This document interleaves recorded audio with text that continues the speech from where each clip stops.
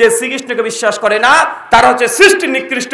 তো গীতা একই কথা বলছে, তো কোরআনের উপরে বারবার অভিযোগ করে কি করে না? কথা বলেন, কোরআনের উপরে অভিযোগ করে, কিন্তু গীতার উপরে কোন নাস্তিককে দেখবেন না যে তারা অভিযোগ করছে। শ্রীকৃষ্ণর দাবি তার আনুগত্য করতে হবে, নচেত স্বর্গ যাওয়া যাবে না। ইহুদি খ্রিস্টান তারাও বলছে যে তাদের ইহুদি এবং খ্রিস্টানের ধর্ম না মানলে জান্নাত যাওয়া যাবে না। আমরা মুসলমানরা দাবি করছি মুহাম্মদ রাসূলুল্লাহ সাল্লাল্লাহু আলাইহি সাল্লামের আনুগত্য না করলে কোনো ব্যক্তি জান্নাত যাবে না। দাবি তো সবাই করছে, এখন কোনটা সঠিক এটা আমাদেরকে বের করতে হবে কি হবে না? কারণ এটা তোমার বাবার সম্পত্তি না যে 4 কাঠা কেউ আমাকে জোর করে নিয়ে নিল আমি ঝামেলা করব না, এমনটা তো নয়। এটা দুনিয়ার কোনো জিনিস তো নয়। এটা মৃত্যু প্রত্যেক মানুষের হবে, আর মৃত্যুর পর আমাদেরকে পুনরুত্থিত হতে হবে। এখন আমরা যদি সত্যি মুসলিমরা ভুলের মধ্যে থাকি, যদি কেউ অভিযোগ করে, তো আমাদেরকে আমাদের সত্যতা, ইসলামের যে সত্য, এটা প্রমাণ করতে হবে কি হবে না? হবে কি হবে না? গোটা বিশ্ব জগতে আজকে ইসলাম ধর্মের উপরে মুহাম্মদ সাল্লাল্লাহু আলাইহি ওয়াসাল্লামের বিরুদ্ধে যত সমালোচনা করা হয়, পৃথিবীর এমন কোনো ধর্ম নাই যে সেই ধর্ম প্রসঙ্গে এত সমালোচনা করা হয়। আজ পর্যন্ত দেখেছেন? একজনও দেখবেন না। সবার টার্গেট একটাই, মুসলিম। আছে না নাই? আছে না নাই? দেখেন ইহুদিরা মুসলিমদেরকে টার্গেট, খ্রিস্টানরা মুসলিমদের টার্গেট, নাস্তিকরা মুসলিমদেরকে টার্গেট, ফেমিনিজম মুসলিম, যা বলবেন সবার একটাই টার্গেট, মুসলিমদেরকে। কেন? কারণ তারা খুব ভালোভাবে জানে ইসলাম এমন একটা ধর্ম যে ধর্মটা নিজে নিজে চলতে পারে, কারো সাহায্য লাগে না। কারো সাহায্য লাগে? কারো সাহায্য লাগে? ইসলামের সত্যতা শুধু জাস্ট একটা প্রমাণ আপনাকে দেব, এখান থেকে আপনাকে বুঝতে হবে। কোরআন হাদিসের কথা অনেক শুনেছেন, গত বছর আলোচনা করে গেছি। শেখ সম্ভবত আলোচনা করেছেন আফজাল হোসেন, তিনি শেখ আব্দুর রাজ্জাক বিন ইউসুফ হাফিজাহুল্লাহর মতো, মানে একদম কথা বলেন কোরআন হাদিস দিয়ে একসঙ্গে 1 ঘন্টা আলোচনা করলে কমপক্ষে না হলেও শরীয়তের অর্ধেক বিষয় সব বলে দিয়ে চলে যান। আর কিছু বাকি আছে শোনার? কথা বলেন, কিছু আছে? নেই। কিন্তু আপনাকে এটা মনে করতে হবে যে নবীকে আমি কেন আনুগত্য করব, যাকে চোখে দেখিনি আমি কখনো, যার সঙ্গে আমার দূরত্ব 1400 বছর, আমি দেখিনি, আমার বাপও দেখে নাই, যার কণ্ঠস্বর আমি নিজে শুনি নাই, যার থেকে খাতা কলম বই কাগজপত্র পড়েছি আমি, এই ব্যক্তিকে কেন নবী মানব? যদি কোনো অমুসলিম আপনাকে প্রশ্ন করে, প্রশ্ন করতে পারে কি পারে না? আর যাকে আমি চোখে দেখিনি, আমার বাবা দেখেনি, যার কণ্ঠস্বর আমি শুনি নাই, যার বাড়ির দূরত্ব থেকে আমার বাড়ির দূরত্ব প্রায় 4000 কিলোমিটার, ওই মরুভূমিতে যেতে গেলে কমপক্ষে বিমানে 10-12 ঘন্টা লেগে যায়, তো তাকে আমি আনুগত্য করছি, অনুসরণ করছি জান্নাতের জন্য। মৃত্যুর পর আমি বিশ্বাস করছি সে আমাকে শাফাত করবে, জান্নাত যার জন্য আমি হুবহু তাকে নকল করছি। কেন দাঁড়িয়ে রেখেছি? আল্লাহ কোরআনে বলেছে? বলেনি। নবী রেখেছে তাই রাখছি। কেন আমরা এই পোশাক পরছি? নবী পরতে বলেছে, তিনি পছন্দ করতেন, এই জন্য আমি এই পোশাক ধারণ করেছি। কেন আমরা এই দুনিয়ার স্রোতে আমরা গা ভাসাচ্ছি না? নবী বলেছে, তার আদর্শ গ্রহণ করেছি, এই জন্য দুনিয়ার স্রোতে আমরা গা ভাসাচ্ছি না। একজন মানুষকে না দেখে, না কণ্ঠস্বর শুনে 1400 বছর, যার সঙ্গে আমার ডিস্টেন্স প্রায় 4000 কিলোমিটার, যার ঘর আর আমার ঘরের দূরত্ব, তাকে আমি মানছি। ভাই, এটা কি আমার জানার দরকার আছে না নাই যে আসলে সত্যি তিনি কি নবী কি নবী নয়? ভাই, জানার দরকার আছে না? এটা আমরা মুসলমান বিশ্বাস করি যথেষ্ট, কিন্তু অমুসলিম যদি প্রশ্ন করে বসে, আমাদেরকে প্রশ্ন করে, কারণ আপনারা তো বাংলাদেশে বসবাস করেন, শতকরা 90% মুসলিম দেশ, অন্ততপক্ষে এই প্রশ্নের সম্মুখীন আপনারা হন না। কিন্তু আমি যে দেশে থেকে এসেছি, ভারত, ইন্ডিয়া, টোটাল মানুষের সংখ্যা 140 কোটি। কত কোটি? কথা বলেন। বাংলাদেশে কত কোটি আছেন আপনারা? 18 কোটি। আমার দেশে কত আছে? তার মানে বুঝতে পারছেন কত বড়, কত বড়, বুঝতে পেরেছেন? 18 কোটি, আর আমাদের 140 কোটি। বাংলাদেশ মুসলিম সংখ্যাগরিষ্ঠ দেশ, 90%। যদি সমস্ত মুসলিমদেরকে গণনা করা হয়, কত কোটি মুসলিম আছেন আপনারা? কত কোটি? 16 কোটি, তাই না?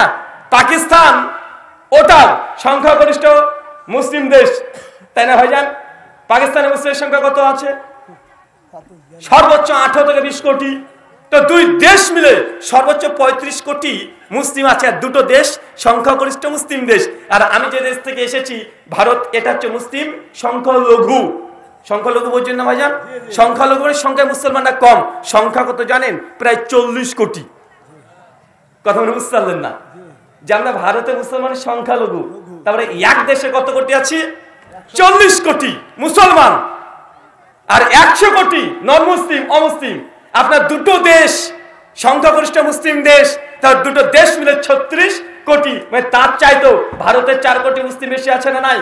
আছে। কিন্তু আমরা যেদিকে তাকাই না কেন সব সময় আমরা অমুসলিম দিকে দেখতে পাই, সব সময়। কারণ 100 কোটি অমুসলিম প্রায় আমাদেরকে প্রশ্ন করে তারা যে তুমি তোমার নবী মুহাম্মদ সাল্লাল্লাহু আলাইহি ওয়াসাল্লামকে কেন মানো? এই কারণ যদি বলি কোরআনে আছে মানতে চাইবে, যদি বলি হাদিসে আছে মানতে চাইবে, মানতে চায় না। দুটো জিনিস জানতে চাই, এক সায়েন্টিফিক কোনো প্রমাণ, মানে আল্লাহ নবী এমন কোন কাজ করেছে যেটা বিজ্ঞানের সঙ্গে মিল, যারা উচ্চ শিক্ষিত তারা জানতে চায় যে তোমার নবীকে মানো, কি এমন মহৎ কাজ করেছে যে তাকে মেনে আমাকে জান্নাত যেতে হবে, আমাকে কিছু যৌক্তিক, কিছু সায়েন্টিফিক কিছু আমাকে প্রমাণ দাও। আর দুই, যদি এটা দিতে সক্ষম না হয় তাহলে আমরা আরেকটা অসুল ব্যবহার করি, যারা যে ধর্ম মানুক না কেন, যদি ইহুদি হয়, যদি খ্রিস্টান হয়, যদি একজন হিন্দু হয়, তাহলে আমরা তাদের ধর্মগ্রন্থ থেকে আমরা তথ্য দলিল প্রমাণ দিয়ে প্রমাণ করার চেষ্টা করি, দেখেন আপনাদের ধর্মগ্রন্থে আমার নবী মুহাম্মদ রাসূলুল্লাহ সাল্লাল্লাহু আলাইহি সাল্লামের কথা লেখা আছে। আজকে একটা মন্ত্র পাঠ করব, কয়টা করব? জি, শুরু হয়ে যাক। রেডি? ভবিষ্য পুরাণ প্রতিসর্গ পর্ব 3 খণ্ড 3 অধ্যায় 3 শ্লোক 5 থেকে 8 এবং 26-27, টোটাল 27 খানা মন্ত্র আছে। তার মধ্যে মাত্র 8 খানা মন্ত্র পাঠ করব আজকের আলোচনার সঙ্গে রিলেটেড। প্রথমে কোরআন সুন্নাহর আলোকে আলোচনা করার পরে শেষের দিকে আমি বোঝানোর চেষ্টা করব যে আমরা মুসলমান কেন বলি আমরা দ্বীনুল হক, আমাদের ধর্মটাই সত্য, বাকি দুনিয়ায় যত ধর্ম আছে সব ধর্ম মিথ্যা কেন বলি তার প্রমাণ পেয়ে যাবেন। কথা বুঝতে পারলেন? আচ্ছা বলেন তো শ্রেষ্ঠ ধর্ম কোনটা? এই কথাটা ভুল। শ্রেষ্ঠ ধর্ম কি? আরো জোরে বলেন। কথাটা ভুল। ইসলাম শ্রেষ্ঠ ধর্ম বললে ইসলামকে কিছু কমতি পাওয়া যায়। ইসলাম হচ্ছে একমাত্র ধর্ম, শ্রেষ্ঠ ধর্ম না। শ্রেষ্ঠ জাস্ট একটা গুণ। যখন বলছি ইসলাম শ্রেষ্ঠ ধর্ম, তার মানে গুড, বেটার, বেস্ট, সুপারলেটিভ, মানে অনেকগুলো ধর্ম আছে ভালো, তবে ইসলাম শ্রেষ্ঠ। ভাই তার মানে অন্য ধর্মকে স্বীকার করা হলো কি হলো না? হলো কি হলো না বলেন? এটা হচ্ছে আমাদের অন্য ধর্মকে আপনি অ্যাকসেপ্ট করছেন, প্রাধান্য দিচ্ছেন, আবার গুড বলতেও পাচ্ছেন না। অন্য ধর্ম ভালো, তো ইসলাম সর্বশ্রেষ্ঠ। কিন্তু আল্লাহ সুবহানাহু ওয়া তাআলা কোরআনে এই কথা বলেনি। আল্লাহ বলেছেন ইন্নাদ-দীনা ইনদাল্লাহিল ইসলাম, আল্লাহর কাছে একমাত্র জীবন ব্যবস্থা বা ধর্ম সেটা হচ্ছে কি? ইসলাম। আল্লাহ অন্য কোন ধর্মকে ধর্মে বিশ্বাস করেনি। কেন? কারণ অন্য ধর্ম এটা মানুষে তৈরি করেছে। কে তৈরি করেছে? মানুষে। উদাহরণ, বৌদ্ধ ধর্ম কে তৈরি করেছে? গৌতম বুদ্ধ। গৌতম বুদ্ধ দুনিয়াতে কবে এসেছিল? আজ থেকে 2500 বছর আগে। তার মানে বোঝা গেল 2500 বছর আগে, তার পূর্বে পৃথিবীতে বৌদ্ধ বলে কোনো ধর্ম ছিল না। ছিল? কথা বলেন। তার আগে কি মানুষ ছিল না? তাই তারা জান্নাত যাবে কি হবে? কথা বলেন। তারা স্বর্গে যাবে কি হবে? যদি কোনো বৌদ্ধ যদি বলে যে আমাদের ধর্মটাই শ্রেষ্ঠ ধর্ম, আমাদের ধর্মটাই ঠিক, আমাদের ধর্ম পালন না করলে কেউ স্বর্গে যেতে পারে না, তো প্রশ্ন চলে আসবে তোমার তো ধর্ম এসেছে মাত্র 2500 বছর আগে। তো 2500 বছর আগেও মানুষ তো ছিল, তখন তো গৌতম বুদ্ধের জন্মই গ্রহণ করেনি, তাহলে তারা স্বর্গে যাবে কি হবে? প্রশ্ন আসে কি আসে না? আসে কি আসে না? যদি দুনিয়ার কোনো খ্রিস্টান বলে যে আমাদের ধর্মটা হচ্ছে সত্য ধর্ম, বাকি সব ধর্ম মিথ্যা, আমাদের ধর্মটাই একমাত্র জান্নাত, সালভেশন, নাজাতের পথ, বাকি অন্য কোনো ধর্ম নাজাত দিতে পারে না, মুসলমানরা গর্ব করে প্রশ্ন করে বলবে ভাই তোমার ধর্ম যদি সত্য হয়, একমাত্র জান্নাতের রাস্তা হয়, তো তোমার ধর্ম কে নিয়ে এসেছে? বলবে যীশু খ্রিস্ট। কত বছর আগে এসেছে? 2000 বছর আগে, মানে 2024 বছর আগে। এদের 2024 ইংরেজিতে লিখছি না কেন?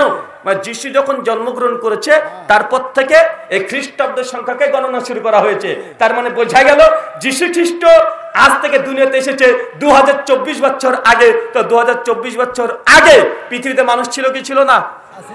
তারা জান্নাত যাবে কার মাধ্যমে? নবীর মাধ্যমে। এটা তো আমাদের মুসলমানের উত্তর। এই উত্তর কাদের? মুসলমানের। কিন্তু খ্রিস্টান যারা বলছে যে আমাদের ধর্মটা ঠিক, যিশুকে না মানলে কেউ জান্নাত যেতে পারবে না। আমাদের প্রশ্ন, যিশুকে না মানলে যদি জান্নাত নাই যাওয়া যায়, তো যিশুর পূর্বে পৃথিবীতে মানুষ ছিল কি ছিল না? উত্তর হচ্ছে ছিল। তো তারা জান্নাতে কোন পথ দিয়ে গিয়েছে? কোন উত্তর নেই। মানে বোঝা গেল তাদের ধর্মের একটা সূচনা আছে। আছে না নাই? আছে। অনেক সনাতনী হিন্দু দাদা তারাও বলে যে দেখেন আমাদের ধর্ম এটা সনাতন। সনাতন মানে কি? প্রাচীন। সনাতন মানে কি? প্রাচীন। তো ভাই প্রাচীন ধর্ম আর প্রথম ধর্ম মধ্যে পার্থক্য আছে না নাই?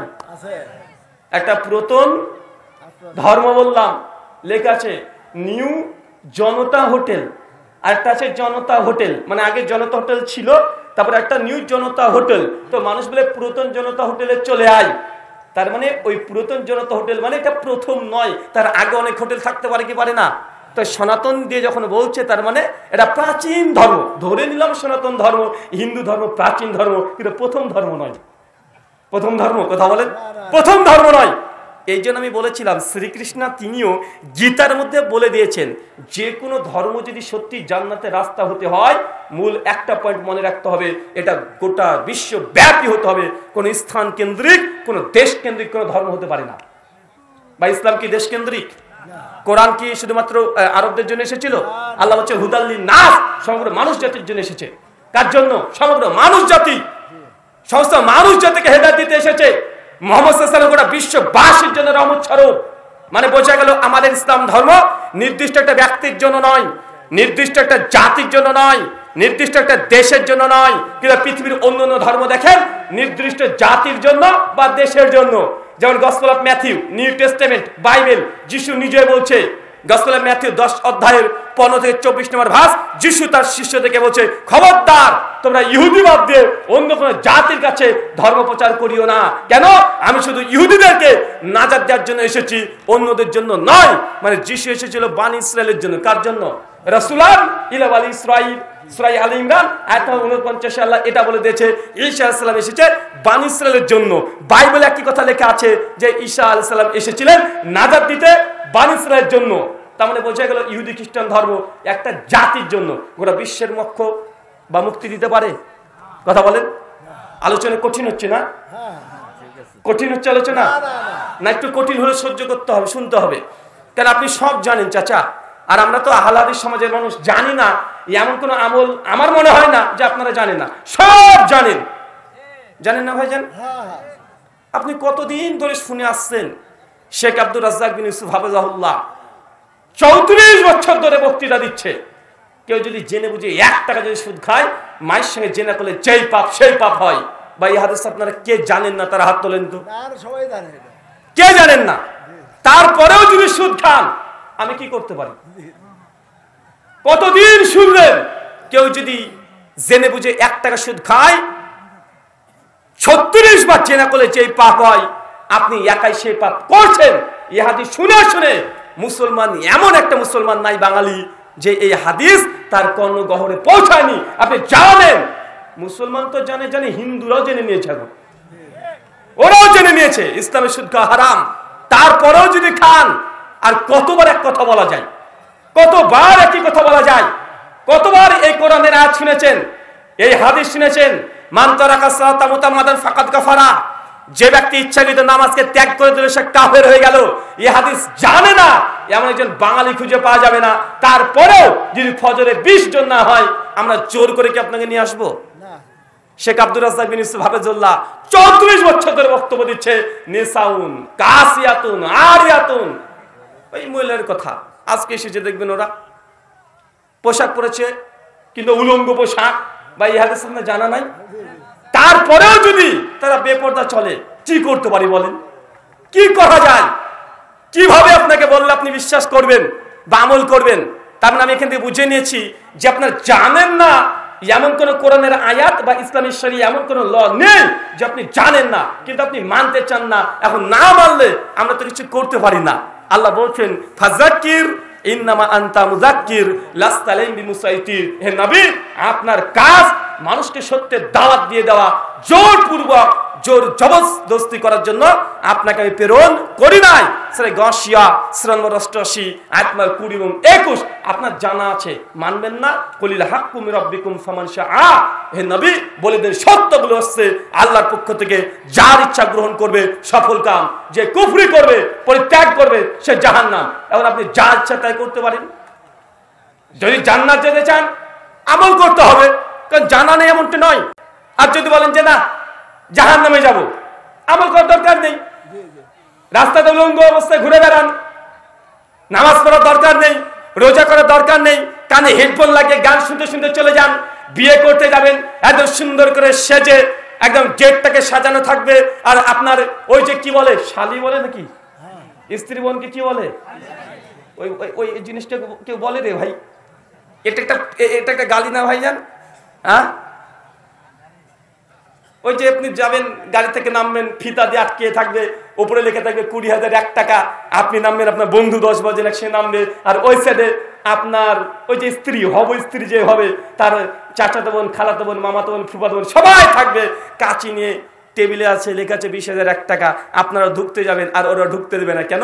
20,001 টাকা দাও তারপরে ঢুকবে। ভাই এরকম নোংরামি আছে সমাজে? হ্যাঁ আছে না ভাইজান? আর গাড়ি থেকে আমি আপনারা ভাগ করে নিল, ওইটা আমার এইটা আমার, সব জান্নাত থেকে হুড়গুলো চলে এসেছে, আগে আগে ভাগ হয়ে গেছে, ওইটা আমার এটা আমার। এরা দেখছে ফিতা কাটা নিয়ে ঝামেলা করছে, আর 4-5 জন আছে ওরা ভাগ বাটোয়ারা করতে ব্যস্ত, যে এটা আমার এটা আমার, মানে এখন 2-4 ঘন্টা থাকতে হবে, এখান থেকে ভাগ বাটোয়ারা হয়ে গেল। এই নোংরামি যে তারপরে করেন, জানছেন এটা নোংরামি, ইসলাম এটা নয়। কারণ নবী বলেছে আর নিকাউ মিনাস সুন্নতি ফামান রাগিমা সুন্নতি ফালাইসা মিন্নি, বিয়ে হচ্ছে আমার ইবাদত, যার সামর্থ্য আছে বিয়ে করে নাই তার আমাদের দলভুক্ত নয়। নবীর আদেশ যে বিয়ে হচ্ছে ইবাদত, এটা কি ইবাদত বলেন? এটা ইবাদত হচ্ছে? বিয়েতে ডিজে বাজছে, বলেন এটা ইবাদত? ভাই বাজানো হয় না? হয়তো আপনি নতুন হবস্ত্রীকে দেখতে গিয়েছেন, ওকে অর্ধলঙ্গ অবস্থায় সাজে পাড়ার মানুষের সামনে বসে রেখে দিয়েছে, আর আপনি গেছেন আপনার দুলা ভাই গিয়েছে সঙ্গে, মানে হচ্ছে বদমাস। কে বলেন তো? মানে আপনার বোনের যে হাজব্যান্ড আছে, জামাই, আপনার কি হয়? দুলা ভাই বলেন তো নাকি? এই দুলা ভাই ই হচ্ছে সবচেয়ে বড় খাটাস। আপনি বিয়ে করতে যাবেন, আপনি যদি দুলাভাইকে না বলেন তো রেগে গরম হয়ে আপনার বোনকে ধমক দেবে, হ্যাঁ তোমার বাপের বাড়িতে জিন্দেগিতে যাবো না, আমার শালার বিয়ে হবে আমাকে নিমন্ত্রণ দিল না, আমাকে দেখতে নিয়ে গেল না, বা আছে না নাই কথা বলেন? এবার বলেন তো ইয়ের কি কাজ? খবরদার, যাকে তাকে নিয়ে যাবেন, দুলাভাইকে বউ দেখতে নিয়ে যাবেন না। ইয়ে হচ্ছে সবচেয়ে বদমাস, সবচেয়ে বড় ক্রিমিনাল।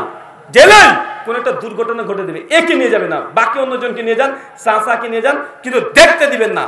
আপনি একা দেখবেন, চাচারা বাইরে বসে ওই আপনার হবু শ্বশুর এর সঙ্গে গল্প করবে, চাচা শ্বশুরদের সঙ্গে গল্প করবে, মামা শ্বশুরের সঙ্গে গল্প করবে, ভালো করে খোঁজ খবর নিবে, প্রতিবেশীর সঙ্গে কথা বলে দেখবে যে মেয়ের চলন বলন কেমন, কি করে, কতদূর পড়াশোনা করেছে, এগুলো বাইরে থেকে খোঁজ খবর নিবে। আর দেখার সময় কে দেখবে? দুলা ভাই। কে দেখবে? কে দেখবে? চাচা বলছে, আমি তাই বলছে, চাচা হয়ে গেছে, আরো যদি করতে চান করতে পারবেন, 4টে আছে, সমস্যা নেই। তার মানে আপনাকে বোঝানোর চেষ্টা করলাম আপনি শরীর জানেন, তারপরেও আজকে এখানে আলোচনা হবে। বারবার আমরা এই হাদিস বারবার শোনা হয়েছে যে কুল্লু মুস্কির খামরুন, কুল্লু খামরুন হারামুন, যা খেলে নেশাটা সব হারাম।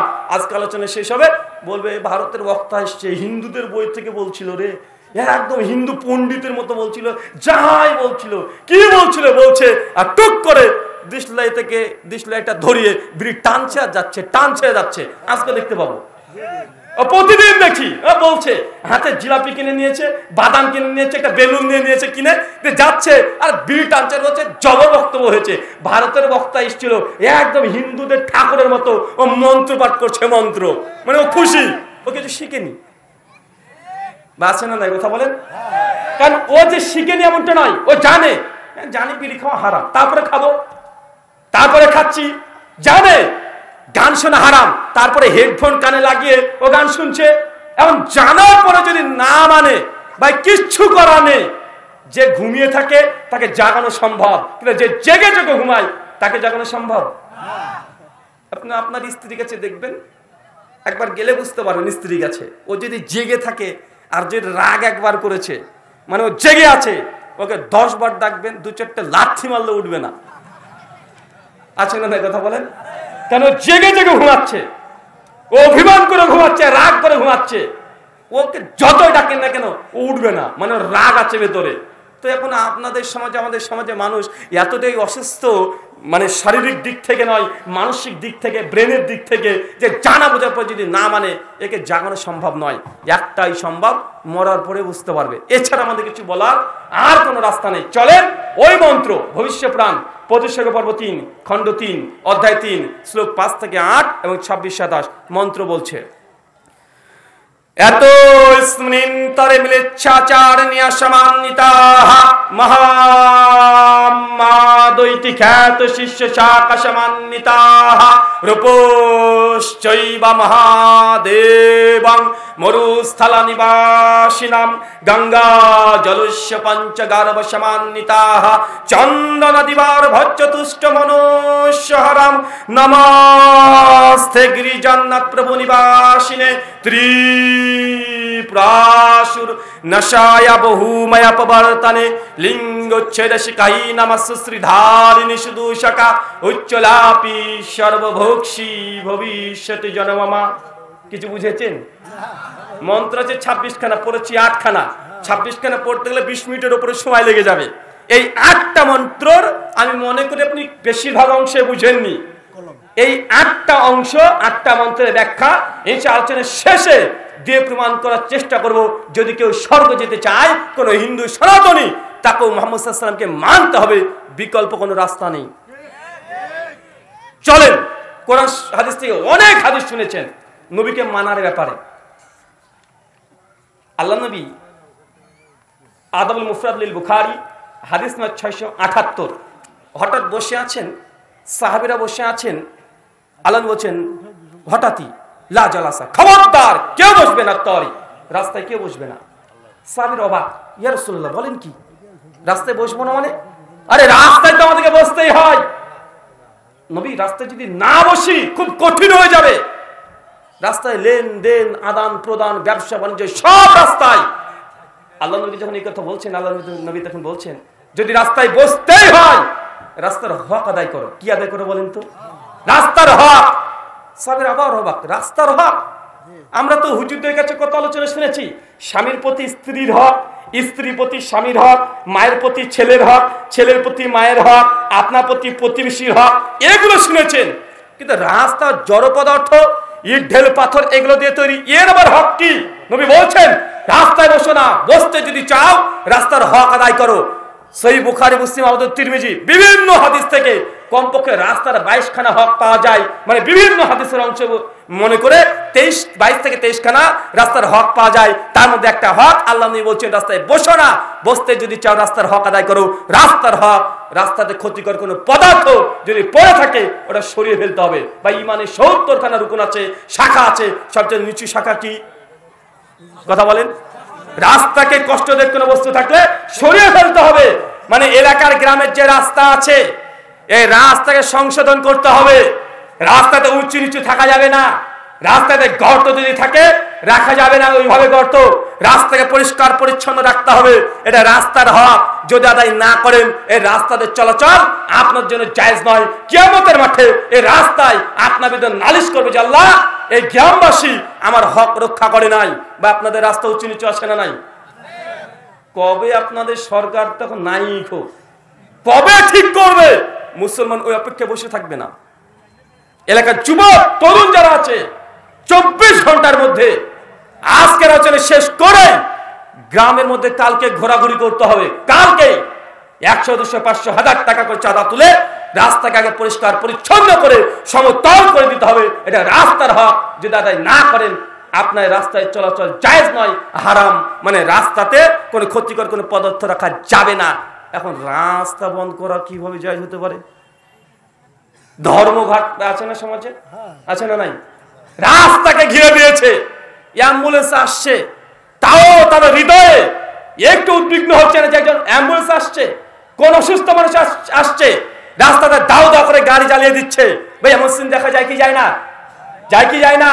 ধর্মঘাট, বাংলা বন্ধ এইসব নামে রাস্তাকে একদম প্রতিবন্ধকের সৃষ্টি করছে। ইমানের সবচেয়ে নিম্ন লেভেল হচ্ছে এটাই, নিম্নতম শাখা হচ্ছে এটাই, রাস্তাকে পরিষ্কার পরিচ্ছন্ন রাখতে হবে। জি হ্যাঁ, রাস্তাতে গরু, ছাগল, ভেড়া, দুম্বা যেগুলো বেঁধে রেখেছেন, বেঁধে রাখতে পারবেন না যদি না রাস্তা পরিষ্কার পরিচ্ছন্ন রাখেন। আপনার গরুটা প্রস্রাব করে দিয়ে গোটা গ্রামকে ভাসিয়ে দিচ্ছে, পানি হচ্ছে, বৃষ্টি হচ্ছে, গোটা গ্রামে আপনার গরু প্রস্রাব চলে যাচ্ছে।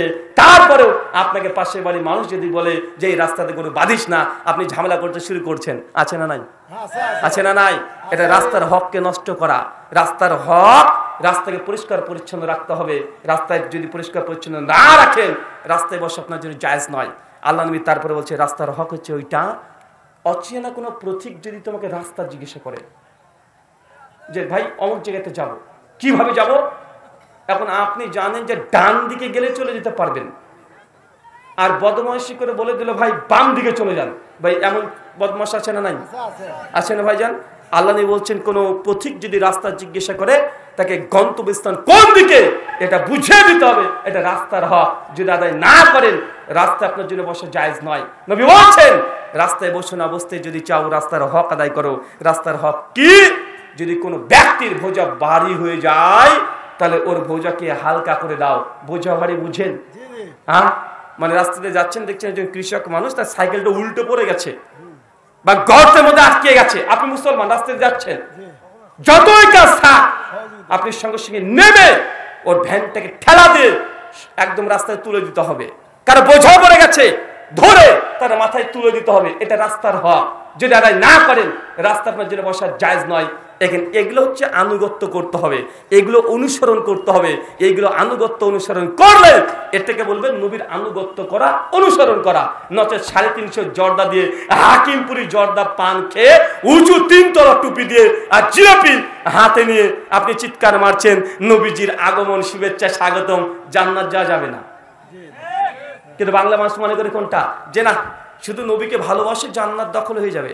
নবীকে একজন ভালোবাসতেন, খুব ভালোবাসতেন, আপনার আমার চাইতে অনেক বেশি ভালোবাসতেন, আমার আপনার চাইতে অনেক বেশি নবীকে সম্মান করতেন। নাম কি বলেন তো ভাইজান? আবু তালেব। কি বললাম বলেন তো ভাইজান? আবু তালেবের নাম শুনেছেন? আচ্ছা, আবু তালেব কে বলেন তো? নবীর চাচা, নবীর আপন চাচা আবু তালেব। জান্নাত যাবে না জাহান্নাম যাবে? চিন্তা করেছেন? আপন চাচা আবু তালেব আল্লাহ নবীকে যতটা ভালোবাসতেন, এতটা ভালোবাসার দুনিয়াতে মানুষ খুব কমই আছে। আবু তালেব হচ্ছে আল্লাহ নবীর প্রথম জীবনের সঙ্গী। প্রথম জীবন মানে ছোট থেকে বড় করেছেন। নবুয়ত যখন তিনি পেয়ে গেছেন, আল্লাহ নবী হেরা গুহা থেকে যখন ফিরে আসছেন, তারপর যখন নবুয়তের ঘোষণা করে দিয়েছে, গোটা মক্কাবাসী আল্লাহ নবীর বিরুদ্ধে চলে গিয়েছিল। আবু জাহেল, আবু লাহাব, উতবা, সাইবা বারবার কমপক্ষে 4 দফা আল্লাহ নবীকে হুঁশিয়ারি দিতে এসেছে। আর আবু তালেব বারবার বলেছে, খবরদার আমার ভাতিজাকে কিছু বলো না, আমি দেখছি। ভাই বলেছেন ভাইজান? আবু তালেব তিনি অন্তর থেকে বিশ্বাস করতেন যে আমার ভাতিজা জিন্দগিতে মিথ্যা কথা কখনো বলেনি। কারণ সে চিনে, সে নবুয়ত দাবি করছে, মিথ্যা দাবি নয়। তার মনের মধ্যে কি একটা বিশ্বাস আছে যে না, অসম্ভব, আমার ভাতিজা মিথ্যা কথা বলতে পারে না। ভালোবাসায় আবু তালেবের বিন্দু পরিমাণে কোনো ঘাটতি ছিল? কথা বলেন, কোনো ঘাটতি ছিল না। সহিহ বুখারী 1360 নম্বর হাদিস কিতাব জানায় যে আসছে, আবু তালেব যখন মৃত্যুর শয্যায় শায়িত আছে বিছানায়, আল্লাহ নবী মাথার কাছে এসে বলছে, চাচা একবার কালেমা পাঠ করো, একবার পাঠ করো, কিয়ামতের মাঠে আমি আল্লাহকে বলে সুপারিশ করে তোমাকে জান্নাতে নিয়ে যাব। চাচা আবু তালেব মন চাই কালেমাটা পড়ে দিই, মন চাই। পাশে দাঁড়িয়েছে আবু জাহেল, আবু লাহাব, উতবা, সাইবা, বড় বড় শয়তানের ওলিগুলো পাশে দাঁড়িয়ে মাথার কাছে, আর বলছে আবু তালেব তোমার বাপ দাদুর ধর্মকে ত্যাগ করে দিলে?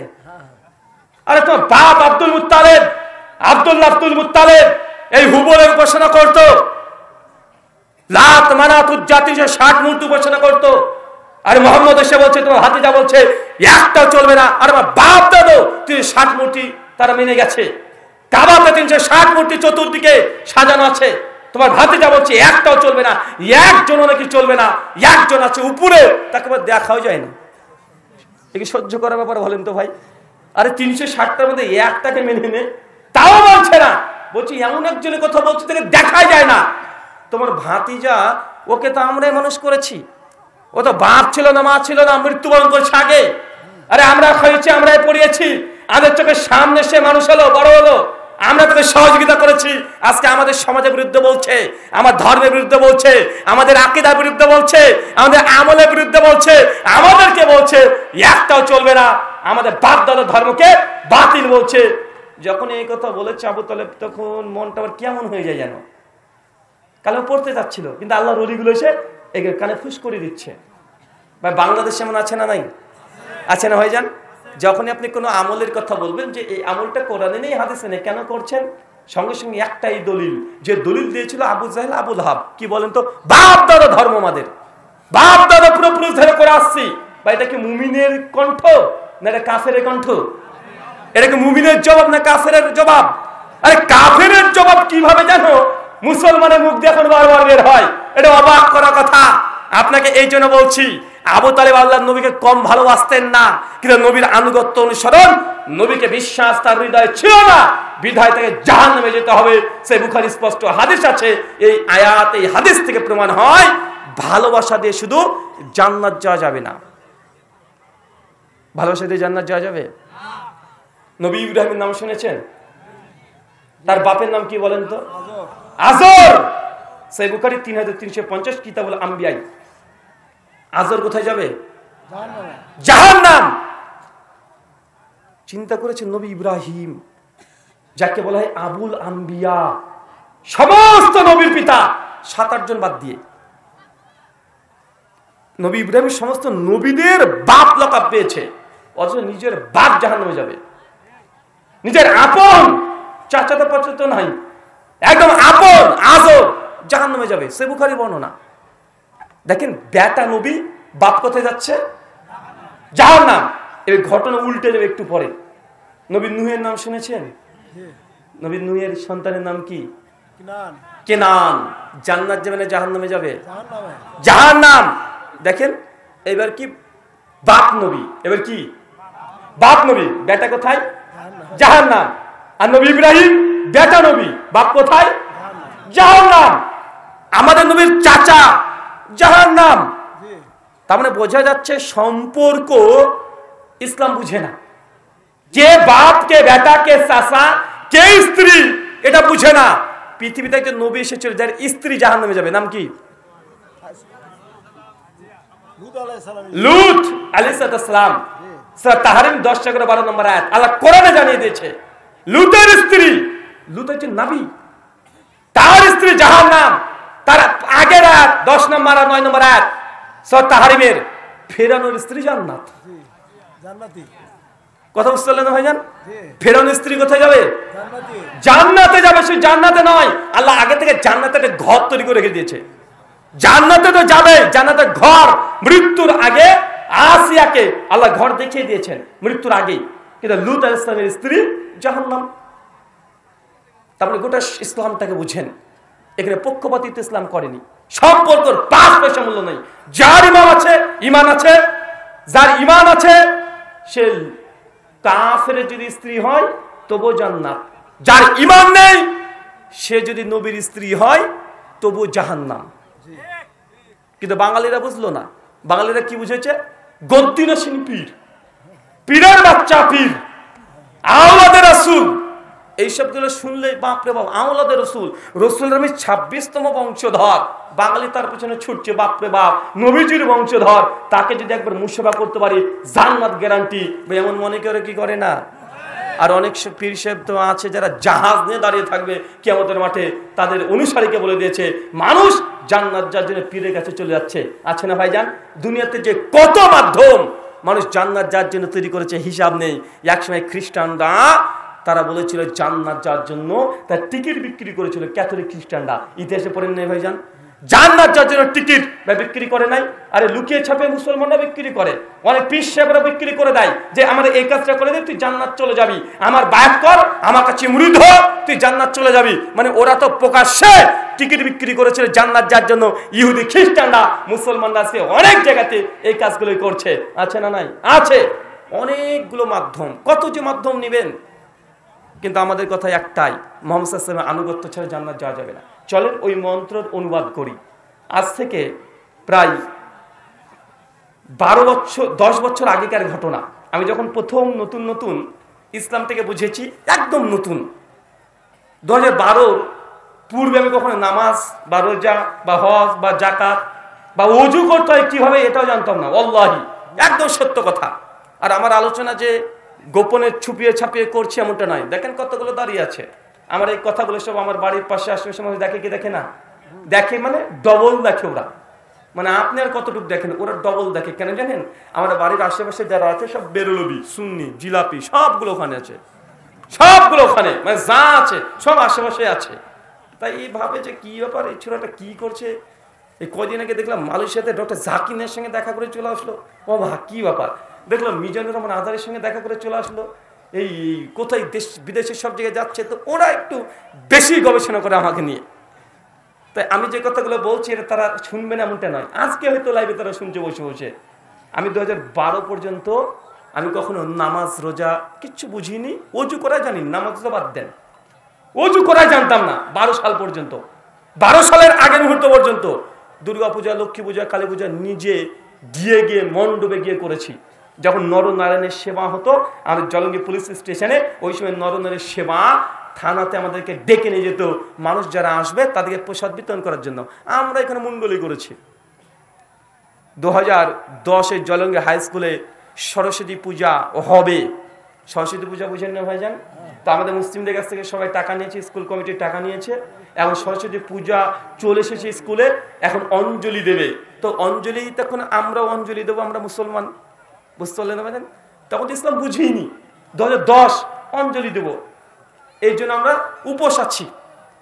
তো আমাদের ওখানে একজন শিক্ষক ছিল, নাম নিচ্ছি না, কষ্ট পাবে, আমাদের মানে হাই স্কুলের শিক্ষক। উনি তখন বলেছিলেন যে মুসলমানদের অঞ্জলি আগে দেওয়া যাবে না, আগে হিন্দুরা দেবে, তারপরে মুসলমানরা দেবে। আর আমরা তখন প্রতিবাদ করে উঠলাম যে আমরা অঞ্জলি, আপনার টাকা দিয়েছেন, অঞ্জলি দিতে দেবে না, মানে হিন্দু মুসলমান কেন ভেদাভেদ হবে, মানে একদম নিরপেক্ষ সেকুলার ধর্ম নিরপেক্ষ ব্যক্তি দিবে না, মানে আমাদেরকে কোনোভাবেই ঢুকতে দিল না ঠাকুর ঘরে, মানে পুজো মণ্ডপে ঢুকতে দিল না। আমরা তখন বলছি আমাদেরকে দেবে না, মানে আমরা হেড স্যারকে কমপ্লেন করে দিয়েছি, হেড স্যারও কিছু বলে না। তারপর যখন হলো না তখন বলছে টাকা ফেরত দে, টাকা ফেরত না দিলে ঝামেলা, টাকাও ফেরত দিবে না। আমরা তখন স্কুলের টেবিল চেয়ার যাচ্ছে সব ভাঙাচোরা শুরু করে দিয়েছি। মানে এটা 2012 আগের ঘটনা আপনাকে বললাম। আরো অনেক ইতিহাস আছে, আরো অনেক ইতিহাস আছে এই ধরনের। মানে ইসলামের ওযু করা এটা বুঝতাম না। তো 2012 পরে যখন হেদায়েত পাই 13 সালে, তখন দাওয়াতের একটা জজবা আলাদা ছিল। এখন তো 2024 পরে 11 বছর হয়ে গেল। তো দাওয়াতের একটা জজবা আলাদা, দাওয়াত দেব। তো দেখলাম যে আল্লাহ নবী টার্গেট করতেন বড় বড় বোয়াল মাছগুলোকে, মানে বিভিন্ন দেশের যারা প্রধানমন্ত্রী আছে, ধরেন আজকের ভাষাতে বাদশাহ, রাজা, এদেরকে। তো আমি যেখানে বসবাস করি আমার বাড়ির থেকে 2-3 কিলোমিটার মধ্যে নাহলে 20-40-এর ওপরে মন্দির আছে। তো একটা বড় মন্দিরকে আমি টার্গেট করলাম যে দাওয়াত দেবো ঠাকুরকে। এটা আমার শখ। হঠাৎ করে কি মাথায় চলে আসলো যে ঠাকুরকে দাওয়াত দিব, আর এলাকার সবচেয়ে বড় মন্দির যেটা আছে ওই ঠাকুরকে দাওয়াত দেবো। ঠিক আজকে রাতে তো হঠাৎ করে মনে পড়লো, তার পরের দিন দুপুর বেলাতে বেরিয়ে গেলাম, জোহরের সালাত আদায় করলাম, আদায় করে সাইকেল নিয়ে ছুটলাম। মন্দিরের সামনে গিয়ে দাঁড়িয়ে আছে, তখন এত বড় দাঁড়িয়ে ছিল না, এই 2-2.5 ইঞ্চি দাঁড়িয়ে হবে তখন, এত বড়। আর টাকনার উপরে কাপড় আছে, জামা প্যান্ট পরে আছি, তো দাঁড়িয়ে আছি। ঠাকুরমশাইকে দেখছি, ঠাকুরমশাইকে দেখছি যে কি আবার ছেলেটা এখানে দাঁড়িয়ে কেন, মুসলমান দেখে বুঝতে পারছে। তো অনেকক্ষণ দেখার পরে 15-20 মিনিট পর ঠাকুরমশাই নিজে চলে এসেছেন, পণ্ডিতজি এসে, বাবা কিছু বলতে চাচ্ছ? আমি যে ঠাকুরমশাই আসলে আপনার সঙ্গে কিছু কথা বলতে চাই, যদি আপনি সময় দিতেন তাহলে কিছু কথা বলতাম। উনি তখন মানে আমাকে এড়িয়ে যেতে চাচ্ছেন। উনি তো বলছে, বাবা দেখো আজকে এখন ব্যস্ত আছি, সামনে শরীরের উৎসব আছে, এখন কথা বলা সুযোগ হবে না। আজ তাহলে কবে আসবো? বলছে তুমি 2-3 দিন পরে এসো। আচ্ছা আচ্ছা 2-3 দিন পরে আসবো। ঠিক 3 দিন পর আবার মন্দিরের সামনে দাঁড়িয়ে আছি। প্রাচীর আছে মন্দিরের, আমি প্রাচীরের এই সাইডে, উনি আছেন মন্দিরের ভেতরে। উনি আবার লক্ষ্য করছেন যে হ্যাঁ আমি চলে এসেছি। উনি অনেকক্ষণ পরে এসে বলছে, বাবা কিছু বলবো? বলছি আপনি 3 দিন পরে আসতে বলেছিলেন যে, ওই জন্য আসলাম। বলছে বাবা কি বলতে চাই একটু দ্রুত বলো, কারণ দেখছো মুসলমান মন্দিরের সামনে দাঁড়িয়ে, রাস্তার ধারে মানুষ যাচ্ছে, সবাই তাকাচ্ছে, কি ব্যাপার মৌলবীর ঠাকুর এক জায়গায়, মানে এটা তো সচরাচর খুব কম হয়। তো যখন এরকম সিন হয়েছে, তো উনি তখন বলছেন যে বাবা তুমি কি বলতে চাও বলো। আর যে ঠাকুর সেটা সময় লাগবে আমার, একটু লম্বা সময় লাগবে। বলছে বাবা অত সময় তো বের করা সম্ভব নয়। তখন আমি আবার চিন্তা করলাম যে এইভাবে ডাল গলবে না, ঘিও উঠবে না, আঙ্গুলটাকে বাঁকাতে হবে। আমি তখন বললাম যে দেখুন ঠাকুরমশাই, আমার বাবা প্রথমে হিন্দু ছিল, তারপর তিনি মুসলিম হয়েছেন। তা আমার জানার আগ্রহ আমার বাবা কেন হিন্দু ধর্ম ত্যাগ করে দিয়ে তিনি ইসলাম গ্রহণ করলেন, এই জানার আগ্রহ নিয়ে সত্য অনুসরণ করতে আপনার কাছে আমি এসেছি, যদি একটু সময় দিতেন। উনি এই কথা শুনে বলছে বাবা তাই নাকি? আচ্ছা জি হ্যাঁ। বলছে আসো আসো, ভেতরে আসো, ভেতরে আসো। উনি মন্দিরের গেট খুলে দিয়ে, মানে ব্যারিকেড গেট খুলে দিয়ে আমাকে ভেতর ঢুকিয়ে নিয়েছে। মন্দিরের উপরে উঠতে বললো। আমি না, উপরে আর যাচ্ছে না, এই মন্দিরে যে ধাপি আছে ধাপিতে বসি, অনেক লম্বা ধাপি, তারপরে মন্দিরগুলো হয় অনেক লম্বা। তো আমি মোটামুটি ওই ধাপিতে এসে বসলাম। তারপর পরপর ধাপি বোঝেন না ভাই, সিঁড়ি, সিঁড়ি বোঝেন তো নাকি? তো ওইখানে বসেছি আমরা দুজন মন্দিরের একদম ইসেই। পরপর 3 দিন গিয়েছিলাম তারপরে ওনার কাছে, ও পণ্ডিতের কাছে, ওকে দাওয়াত দেব ইসলামের। তো 3 দিনের মধ্যে আজকে যে মন্ত্রটা প্রথমে পাঠ করেছি, ওই মন্ত্র অংশ নিয়ে আলোচনা করছিলাম। আমি পণ্ডিতজিকে বললাম, পণ্ডিতজি আমার পিসিমা এখনো তারা হিন্দু, আমার বাবা জ্যাঠা জেঠি যা আছে সব এখনো হিন্দু। আমি এটা মিথ্যা কথা বলেছি এমনটা নয়, ভাবেন না যেন যে ওনার সঙ্গে কথা বলার জন্য মিথ্যা কথা বলেছি। আসলেই আমরা হচ্ছে ফার্স্ট জেনারেশন মুসলিম, প্রথম আমরাই। আমার আব্বার 4 ভাই 3 বোন সব এখনো হিন্দু, সবাই। তো আমি তখন বললাম যে ঠাকুরমশাই, পিসিমা যখন মাঝে মধ্যে বাড়িতে আসে তো একটা কথা প্রায় বলে যে আপনাদের নাকি একটা অবতার আসবে শত্রুকে ধ্বংস করতে, কথা কি ঠিক? উনি তখন বলছে বাবা হ্যাঁ হ্যাঁ অবশ্যই ঠিক, কথা ঠিক, একজন অবতার আসবে। আচ্ছা নাম কি তার? উনি বলছেন যে ওই অবতার নাম হচ্ছে কল্কি অবতার। আচ্ছা কল্কি অবতার, আচ্ছা ঠাকুরমশাই কবে আসবে? বলছে বাবা এখনো অনেক পরে আসবে, কলিযুগের শেষে আসবে। কলিযুগ 4,32,000 বছর, অনেক পরে আসবে। আমি তখন বললাম যে ঠাকুরমশাই, কল্কি অবতার যদি চলেই আসে পৃথিবীতে, ধরুন এখন যদি কল্কি অবতার চলে আসে, প্রায় 750 থেকে 800 কোটি মানুষ, প্রায় 800 কোটি মানুষের মধ্যে কল্কি অবতার কিভাবে চিনবেন আপনি যেটা আপনাদের অবতার? বলছে বাবা শাস্ত্রে অনেক কথা লেখা আছে, তাকে আমরা চিনতে পারবো, অবশ্যই চিনতে পারবো। মানে আমি তাকে বারবার প্রশ্ন এই জন্য করছি, উনি যদি উত্তর দিয়ে দেন আমার আলোচনা করতে সুবিধা হবে। এখন ও যদি মূর্খ হয়, নাই জানে, ওর সঙ্গে কথা বলে কাজ হবে? তো যত বলবে উত্তর দিবে আমাদের সহজ হয়ে যাবে। আমি তখন তারপরে বললাম যে ঠাকুর মশাই, এই 800 কোটি মানুষের মধ্যে বুঝবেন কিভাবে? বলছে বাবা শাস্ত্রে লেখা আছে। আমি বলছি কি লেখা আছে? উনি তখন বলছেন যে আমাদের অবতার যখন আসবে তার হাতে একটা তরবারি থাকবে, তরবারি, সোর্ড, SWORD, সোর্ড, তরবারি থাকবে, খংরা। আর তিনি আসবেন উট অথবা ঘোড়ার পিঠে চড়ে। আমি তখন বললাম যে ঠাকুরমশাই তাই? আচ্ছা কেন আসবেন? বলছে শত্রুকে ধ্বংস করতে। আমি তখন একটু মাথা নিচু করে বললাম ঠাকুরমশাই মানে কেমন যেন একটা লাগছে। যে কেমন লাগছে? তো উনি তখন বলছে যে আপনি বললেন যে কল্কি অবতার আসবে দুনিয়ার শত্রুকে ধ্বংস করতে, মেনে নিলাম। কিভাবে ধ্বংস করবেন? হাতে থাকবে তরবারি। তো আজকে কি তরবারির যুগ? বলেন আজ তরবারির যুগ? বলছেন এখনো আসেনি, আসবে ভবিষ্যৎ। তো ভবিষ্যৎ এখন তো এমন এমন মিসাইল উঠেছে, আরে সর্বনাশ, এমন এমন মিসাইল উঠেছে 50 কিলোমিটার দূর থেকে যদি এখানে সুইচ টিপা যায় মিসাইল মেরে একটা দেশকে উড়িয়ে দিবে। তো আপনার যদি কল্কি অবতার তরবারি নিয়ে ঠং ঠং ঠং ঠং করতে করতে চলে আসে, আর শত্রুপক্ষের কাছে যদি মিসাইল থাকে তো একটা সুইচ মারলে কল্কি অবতার কত দূর যাবে? ও ধ্বংস করবে কি? আচ্ছা এটা তো যুগের সঙ্গে যাচ্ছে না, তরবারির যুগ নাকি এখন?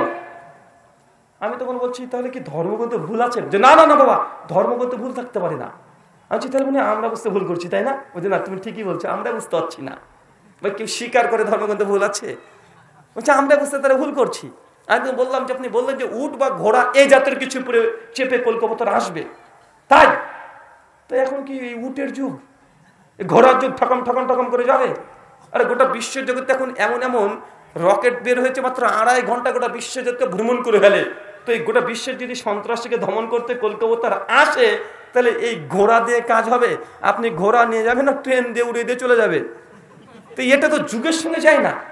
এই ভবিষ্যৎবাণীগুলো দেখে মনে হচ্ছে যে এটা খুবই মানে পুরাতন ভবিষ্যৎবাণী। আপনি বলছেন কল্কি অবতার আসবে, কিন্তু এগুলো তো যুগের সঙ্গে যায় না। উনি তো বলছে দেখুন বাবা, আসলে এই শাস্ত্রীয় বাক্যগুলোকে এই ওপর পর দেখলে হবে না, অনেক গভীরে প্রবেশ করতে হবে। ওই যে রবিশঙ্কর ডাক্তার জাকির নাকি বলছিল না, 2.5 अक्षर প্রেম কে পরে সে পণ্ডিত হো। ডক্টর জাকির নায়েক সাহেব তিনি অনেক কথা বলেছেন, ওই যে বারবার ঘুরে ফিরে একই কথা, ওই ধরনেরই কথা।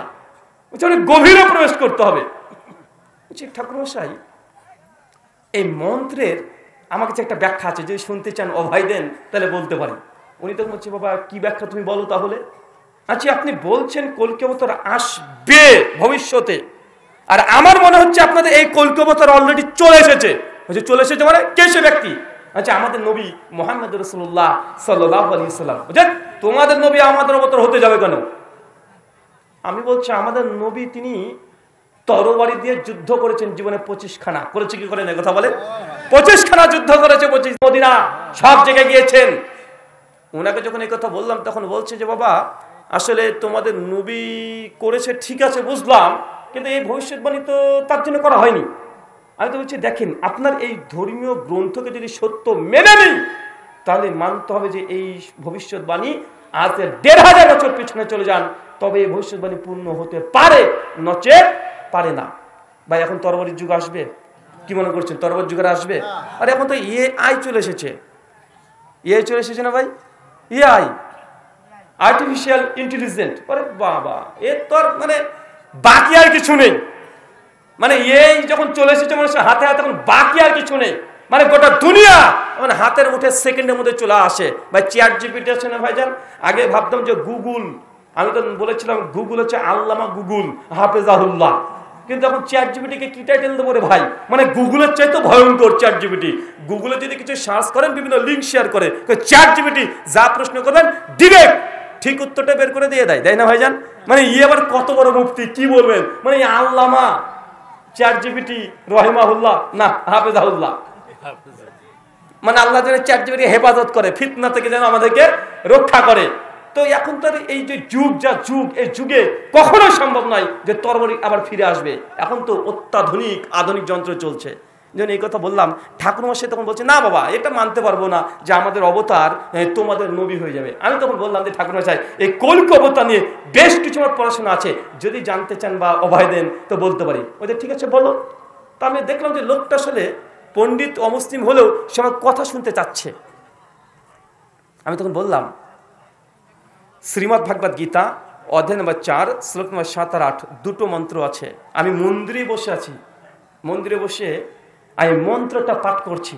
শ্লোক গীতার, গীতা বলছে, यदा यदा हि धर्मस्य ग्लानिर्भवति भारत अभ्युत्थानं धर्मस्य तदात्मानं सृजाम्यहं परित्राणाय साधूनां विनाशाय दुष्कृतं धर्म संस्थापनार्थाय সম্ভাবমি युगे युगे।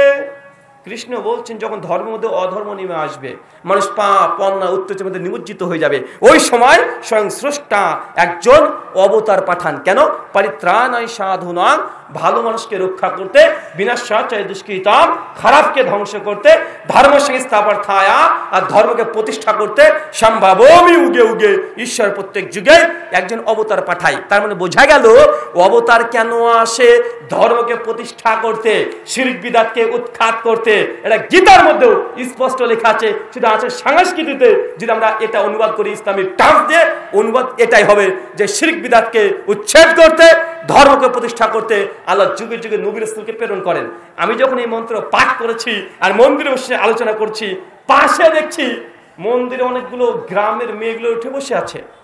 অনেকগুলো মেয়ে, মানে সব কাকিমা, মানে বয়স্ক সব এসে বসে আছে। আমরা বসে আলোচনা করছি, ওর মন্দির ওই চারিদিকে গোল হয়ে ঘিরে আছে।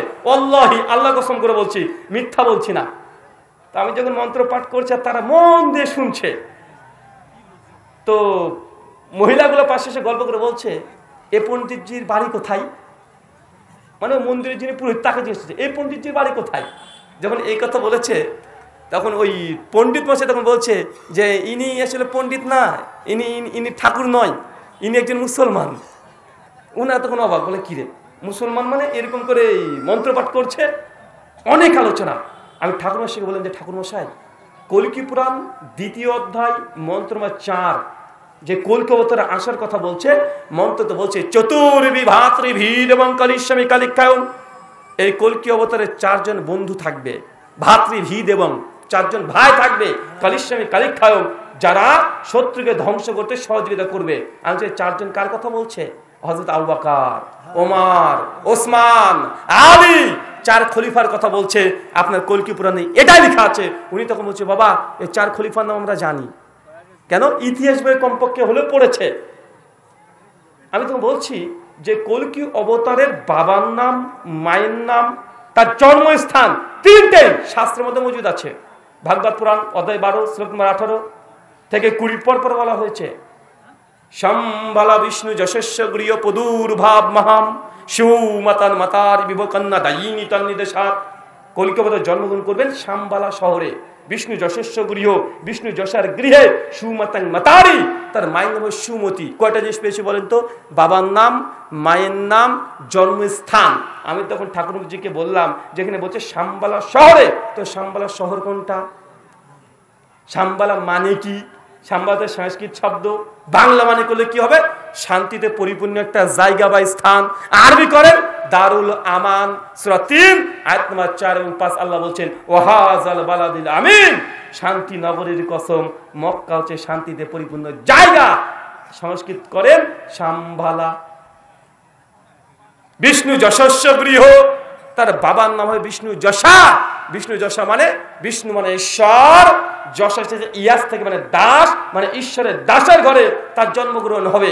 আমাদের নবীর পিতার নাম কি বলেন তো চিৎকার মেরে? আব্দুল্লাহ। আব্দুল্লাহ মানে আল্লাহর গোলাম, আল্লাহর দাস। সংস্কৃত বলছে বিষ্ণু যশা, আরবি করেন আব্দুল্লাহ। আমি যখন এই কথা বলেছি ঠাকুর মশাই দেখছি উনি আর কোনো কথা বলছেন না। আরে ঠাকুর মশাই আপনার কি মনে হচ্ছে এই যে ভবিষ্যৎবাণী শাস্ত্রে বলছে প্রত্যেকটা ভবিষ্যৎবাণী তো আমাদের নবীর সঙ্গে মিলে যায়? উনি তখন বলছেন যে বাবা তোমার কথা যুক্তি আছে। উনি এখন ঈশ্বর করছেন, অস্বীকার করছেন না, তোমার কথা যুক্তি আছে। এই শাস্ত্রগুলোর গভীরভাবে আমাদেরকে দেখতে হবে। তারপরে বলছে বাবার নাম হলো, মায়ের নাম বলছে সুমাতান মাতারি বিভো, তার মায়ের নাম সুমতি। সুমতি মানে শান্তিময়, অচঞ্চল। ভাই বলেন তো আমাদের নবীর মায়ের নাম কি ছিল? আমিনা। বাংলা মানে শান্তিময়, অচঞ্চল।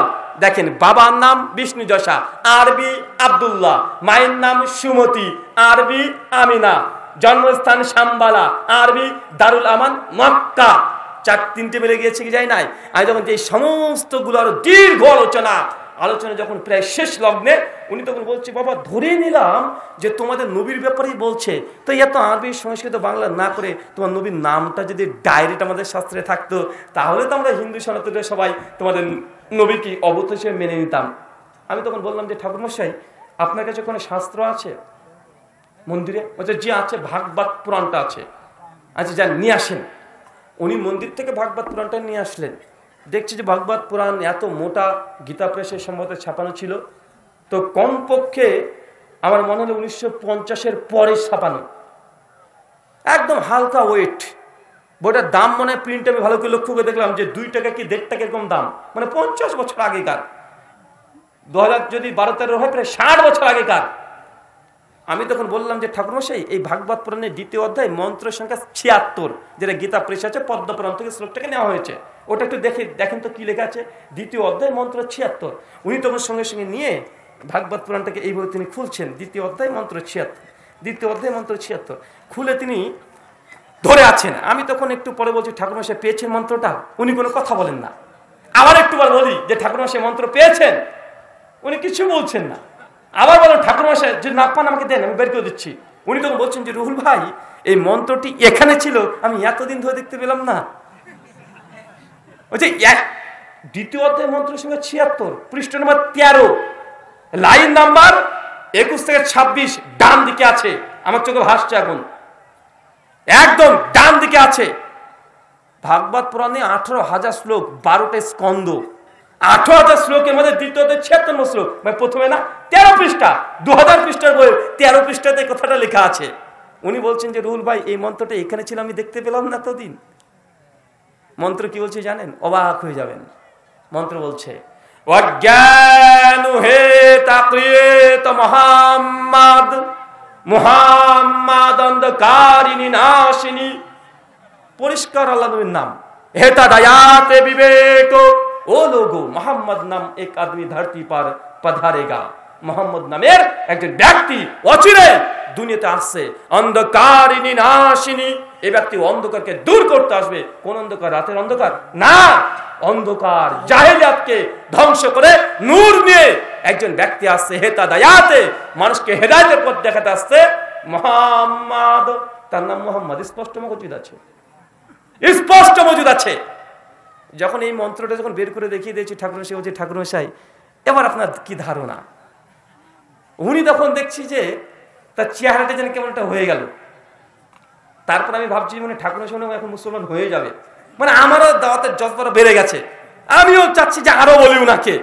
আমি তো ভবিষ্য পুরাণ থেকে এটা দেখাচ্ছি, লিঙ্গচ্ছেদ আশিকাহী নামাস স্ত্রীধারিণী শুধু শাখা উচ্চলাপি সর্বভোক্ষী ভবিষ্যতে যেন মামা। এই ব্যক্তি থাকবে লিঙ্গচ্ছেদন করা, বাংলা বলবো নাকি শিকাহী নামা, তার পেছনে জল টিকা থাকবে না।